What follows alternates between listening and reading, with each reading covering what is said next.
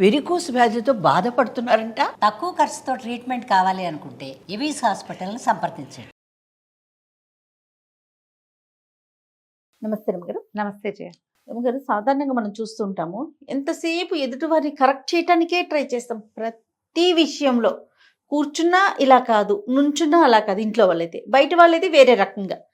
అంతే తప్ప వేరే వాళ్ళు ఎవరైనా మనకు సలహా ఇచ్చారనుకోండి, ఎట్టి పరిస్థితుల్లో తీసుకోలేకపోతాం. చాలా ప్రమాదకరం రమ్మగారు. మనసుకి భలే గాయం అనిపిస్తూ ఉంటుంది కదండి. సలహా ఇవ్వటం, తీసుకోవటం రెండు ఈక్వల్ గానే ఉండాలా వద్దా? ఉండాలి. అంటే ఇప్పుడు ఎలా ఉంటుందంటే జయ, నేను ఎప్పుడు అప్లాస్ తీసుకుంటాను అనుకో. నేను అబ్బా మీ చీర ఎంత బాగుందండి, మీ బట్టలు భలే బాగుంటాయి, మీరు నగలు భలే బాగుంటాయి, మీరు ఎంత బాగా ఉంటారో, మీరు అది మీరు ఇది 4 అయ్యాక నేను మెల్లిమెల్లిగా ఎక్కిపోతాను. నా సెల్ఫ్ ఎస్టీమ్ పైన ఉంటుంది. ఎంతసేపు నేను కరెక్ట్ అనిపిస్తుంది. నా వరకు నేను బాగున్నాను అని అనిపించడం వేరు, నేనే బాగున్నాను అనిపించడం వేరు. నేను బాగున్నాను అనిపిస్తే ఏ ప్రాబ్లము లేదు, హాయిగా సంతోషంగా ఉంటాం. మన అద్దంలో చూసుకోగానే మన బట్టలు గిట్లు అన్నీ బాగున్నట్టు, మనం చాలా సూపర్గా ఉన్నట్టు, మనం ఏదైనా తీసుకున్న నిర్ణయం సరిగ్గా ఉన్నట్టు, నేను ఒకదాన్నే కరెక్టు, వీళ్ళందరూ తప్పు అనిపిస్తే అది ఎక్కడెక్కడ చిన్న చిన్న విషయాలు, వంటలు, బట్టలు, పాతలు, పనులు, పాటలు, ప్రతి విషయంలోనూ మనం ఇతరులకి చెప్తాం. నువ్వు ఇలా చేయొద్దు, ఇది ఈ రంగు బాగుండలేదు, ఈ రకం బాగుండలేదు, నీకు ఇది సూట్ కాలేదు, నీకు ఈ హెయిర్ స్టైల్ బాగలేదు, ఆ చెవులు బాగలేదు. ఎప్పుడైనా చెప్పచ్చు, ఒకసారి ఎప్పుడైనా చెప్పచ్చు. వాళ్ళకి ఇష్టం, నాకు ఇలాగే ఇష్టం అండి అన్నారు అనుకో, నేను నీకు చెప్తా జయ పెద్ద బొట్టు పెట్టుకుంటే నాకు చిన్న బొట్టే ఇష్టం రమ్మగారు అంటాం నువ్వు. అవును. అప్పుడు నేనేమనాలి? అబ్బే చిన్న అలా ఏంటి, నీకు పెద్దదే బాగుంటుంది, నీకు తెలియదు అనొచ్చా? నేను ఎందుకు రమ్మగారు ఇంత కష్టపడి ప్రశ్నలు అడుగుతారు కెమెరా ముందు? నా మాట ఒప్పుకోవాల్సిందే అంటే ఎలా కుదురుతుంది జయ? అలా అనకూడదు కదా, నేను అనకూడదు. నువ్వు ఒప్పుకున్నా ఒప్పుకోపోయినా ఈ యువతలు ఉన్న మనిషి మరీ చిన్నది పెట్టుకున్నావు, అసలు కనపట్లేదు అనుకో జయ, ఇంకొంచెం పెద్దది పెట్టుకుంటే కనపడుతుందమ్మా అంటే పోనీ బాగానే ఉంది. ఇప్పుడు నాకు బొట్టు బ్రహ్మాండంగా ఉంది. ఓకే. ఇప్పుడు మరీ సూది పొడిచినట్టు ఉంది, బొట్టు కనిపించట్లేదు, అమ్మ ఇంకొంచెం పెద్దది పెట్టుకోరా బాగుంటుందంటే ఒక రకం. ఇప్పుడు దీన్ని కూడా, ఇప్పుడు నీ దాన్ని కూడా నేను కరెక్షన్ చేస్తానంటే ఇప్పుడు పిల్లలు ఒప్పుకుంటున్నారు అదే నాకు ఇలాగే ఇష్టం అంట. ఆ మాట అనిపించుకోకూడదు. అనిపించుకుంటాము. నా ఫేవరెట్ కలర్ ఇది, నాకు ఇదే ఫేవరెట్, నాకు ఇలాగే ఇష్టం, నేను ఈ బట్టలే వేసుకుంటా, నేను ఇంతే ఉంటా, నీకెందుకు అది వచ్చేస్తుంది. ఇప్పుడు నీకెందుకు అన్న మాట నువ్వు తీసుకోలేవు, కానీ నిజంగా నీకు అనవసరంగా నువ్వు మాట్లాడడం వేస్ట్ కదా. ఇది కరెక్ట్ రమ్మగారు. నీకెందుకు అనే మాట తీసుకోలేరు, కానీ నాకెందుకు, నేను ఎందుకు మాట్లాడాలనేది అనిపించదు. కరెక్షన్ కి పూనుకోవద్దు. మనకి కొన్ని విషయాల్లో స్వతంత్రం ఉంటుంది. మన ఇంట్లో, మన చుట్టుపక్కల, మన సొంత సమాజం, ఇందులో కూడా అందరూ కాదు, అందరినీ మనం కరెక్ట్ చేయలేం. పైగా ఎంతసేపు అవతల వాళ్ళు ఏదో సరిగ్గా ఉండాల్సిందేనని అనుకోవద్దు. ఎవడ ఎలాగుంటే అలాగుంటాడు అంతే. అప్పుడప్పుడు మనకు అవకాశం, ఏ బాగుందా అని అడిగావనుకో నువ్వు, అది కొంచెం పెద్దది పెట్టుకో, ఇది కొంచెం సరిగ్గా చేయి, బొట్టు నేను ప్రతిసారి ఇక్కడ కూర్చున్నప్పుడు జయ బొట్టు కుడివైపుకి వెళ్తాను చూడు అని చెప్తాను. అప్పుడు నువ్వు ఇలా అంటావు మధ్యలోకి.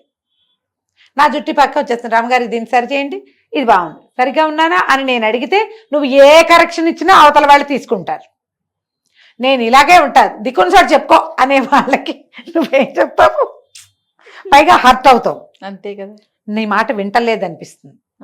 పోనీ నువ్వు చెప్పావనుకో, అది ఎప్పుడు కుదురుతుందంటే, ఈ గ్రీన్ ఎందుకు కొన్నారు, ఇది ఫోటోలో బాగుండదు అని చెప్పావనుకో, అది ఏం బాగుంది, డల్గా ఉంది, బ్రైట్గా కొనుక్కోవాలి పెళ్ళిళ్ళంటే అంటారు.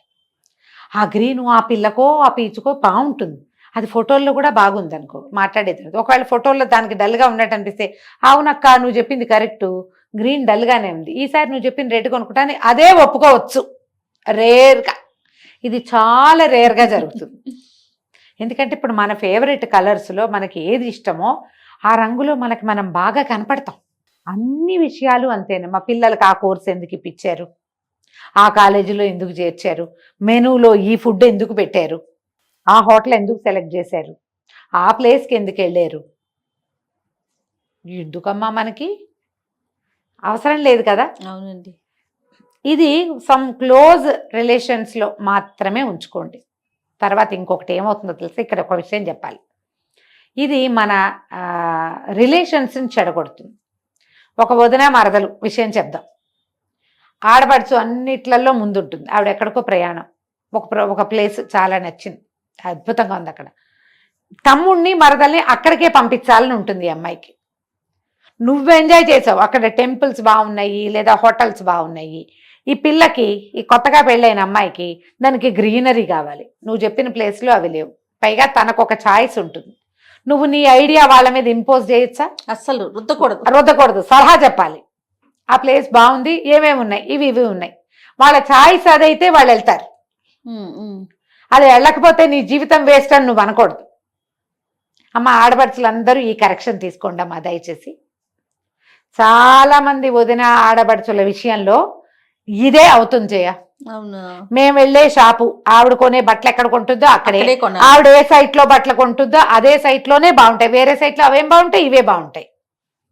అవే కొట్లు, అవే షాపులు, అవే ఊళ్ళు, అన్నీ అవే.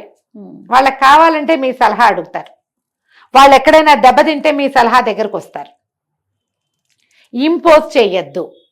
ఇది అక్కయ్యలు చెల్లెళ్ళ మీద కూడా చేస్తారు. అక్కయ్య ఎక్కడ చేస్తుందో అక్కడ చేయాలి. మేము కూడా చేయం. మా ఇంట్లో మేము ఎవరైనా ఒక షాప్కి వెళ్ళామంటే ఆ షాప్ ఉద్ధరించేస్తారు, ఉద్ధరించేస్తాం.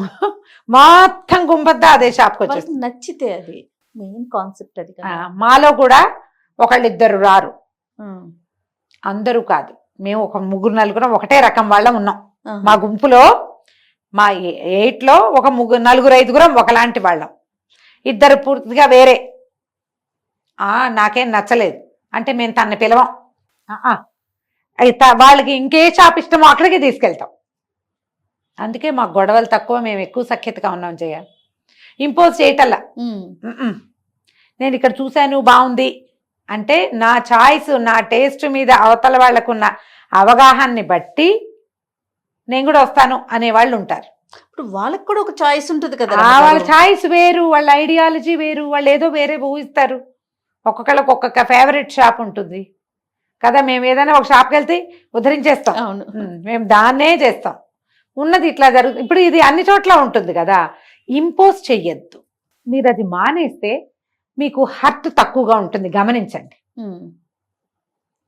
మనం మన ఐడియాలజీని అవతల వాళ్ళ మీదకి రుద్దటానికి నువ్వు చేసే ప్రతిదీ నాకు నచ్చాల్సిందే అన్న సందేశం ఇస్తున్నట్టు అవుతుంది. అంతే. మీకు మీ ఉద్దేశం బహుశా వాళ్ళకి మంచి చేయటమే, అది బెస్ట్ ప్లేస్ అని చెప్పడమే అయి ఉంటుంది. కానీ అది అలా పరిణమించదు. మీరు వాళ్ళ మీద పెత్తనం చెలాయిస్తున్నట్టుగా కనపడుతుంది. మీ మాటే వినిపించుకోవడానికి, మీరే గ్రేట్ అనిపించుకోవడానికి మీరు ట్రై చేస్తున్నట్టుగా వాళ్ళకి అనిపించడం మొదలు పెట్టిందా, వాళ్ళు మీ నుంచి తమ చేతులు లాగేసుకోవడానికి ట్రై చేస్తారు. ఇది క్లోజ్ రిలేషన్స్ లో ఎక్కువ జరుగుతుంది. ఫ్రెండ్స్ కూడా చేస్తారు జయ. అవును, ఫ్రెండ్స్ కూడా వాళ్ళు చూసిందే కరెక్ట్, వాళ్ళదే కరెక్ట్ అంటారు. నీకు తెలియదు అంటారు. అవును, అక్కయ్యలు చెల్లెళ్ళని, అక్కయ్యలు తమ్ముళ్ళని కూడా ఇలా అంటారు. అవి ఏమైనా అంటూ ఉంటే కొన్నాళ్ళకి మీరు హర్ట్ అవుతారు. గ్యారంటీగా మార్చుకోవాలి. కోలుకోలేని దెబ్బ తగులుతుంది, రిలేషన్ చెడిపోతుంది. దాన్ని తగ్గించుకోండి. ఎవరి చాయిస్ వాళ్ళదే. పైగా ఈ రోజున చిన్న పిల్లలకు కూడా ఎవరి చాయిస్ వాడితే చేయ. అవునండి, లైక్ మైండెడ్ పీపుల్ ఇప్పుడు తక్కువే ఉంటున్నారు చేయ. రమ్మగారు, మన కడుపును పుట్టిన పిల్లలే వాళ్ళ చాయిస్ వాళ్ళదని అనే రోజుకు వచ్చేసాం. ఇది నాకు ఇష్టం లేదు మమ్మ, ఇది నీకు ఇష్టం, నాకు ఇష్టమైన కలర్ వేరు అని చెప్తున్నారు. చెప్పేస్తారు పిల్లలు, చాయిస్లు వేరు. అలాంటిది మనం తోడబుట్టిన వాళ్ళని, ఫ్రెండ్స్ ని ఎలా చేస్తాం? బయట నుంచి వచ్చిన వాళ్ళని అవును చేయలేం కదా. కాబట్టి కొన్నిట్లలో భిన్నాభిప్రాయాలు ఉండొచ్చు. ఏకాభిప్రాయం ఉంటేనే మనం కలవగలిసి ఉండగలం, లేకపోతే కుదరదు అని పొరపాటును కూడా అనుకోకండి. ఎన్ని రకాల భిన్నమైన ఐడియాలున్నా మన మధ్య ఒకళ్ళనొకళ్ళు మన్నించుకునే పద్ధతి కనుక ఉంటే, అవతల వాళ్ళని యాక్సెప్ట్ చేసే విధానం ఉంటే, ఇంపోజ్ చేసే విధానం మానేస్తే మనం హాయిగా కలిసి ఉండొచ్చు. 100%. వేరు ఐడియాస్ ఉన్నా కూడా మనం హాయిగానే, ఫ్రెండ్లీగా, ప్రేమగా, ఆపేక్షగా కుటుంబ సభ్యులు బాగుండొచ్చు, స్నేహితులు బాగుండొచ్చు, ఒక సమాజంలో ఉండేవాళ్ళు ఉండొచ్చు. ఎవరి ఐడియాలజీ వాళ్ళు, ఒకవేళ నచ్చింది అనుకో, మీరు ఇచ్చిన ఐడియాని తీసుకోవచ్చు. జాగ్రత్తగా ఇవ్వండి ఐడియాలు ఇచ్చేటప్పుడు, అంతే కదా. రైట్ అండి. నమస్తే రమ్మగారు. నమస్తే.